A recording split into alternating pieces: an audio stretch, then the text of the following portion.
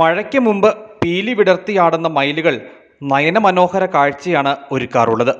എന്നാൽ ഇപ്പോൾ കാടിറങ്ങിയെത്തുന്ന മയിലുകൾ പാടത്തും പറമ്പിലുമെന്ന് വേണ്ട കോൺക്രീറ്റ് വീടുകളുടെ ടെറസുകളിൽ വരെ ചിറക് വിരിച്ച് നൃത്തം വയ്ക്കുന്ന കാഴ്ച സാധാരണയായി കഴിഞ്ഞു. ഇതോടെ മയിലുകൾ ഗ്രാമങ്ങൾക്ക് അപരിചിതമല്ലാതായി മാറി. മൃഗശാലകളിലും ചിത്രങ്ങളിലും മാത്രം കണ്ടുപരിചയമുള്ള മയിലുകളെ വീട്ടുമുറ്റത്ത് കാണുന്നത് അത്ഭുതവും കൗതുകവും നൽകുന്നതാണ്.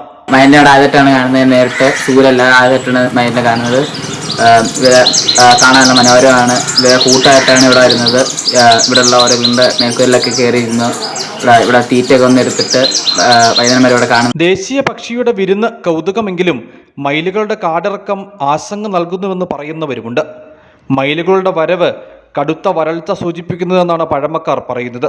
മയിലൊരു നമ്മുടെ ദേശീയ പക്ഷിയാണെങ്കിലും സൗകര്യമുള്ളതാണെങ്കിലും ഈ വേനൽക്കാലത്ത് മയിൽ കൂട്ടമായി കടന്നു വരുന്നത് പണ്ടുള്ള ആളുകൾ പറഞ്ഞേക്കുന്നത് അത് വരൾച്ചയുടെ ഒരു ആരംഭമായിട്ടാണെന്നാണ് പറയുന്നത്.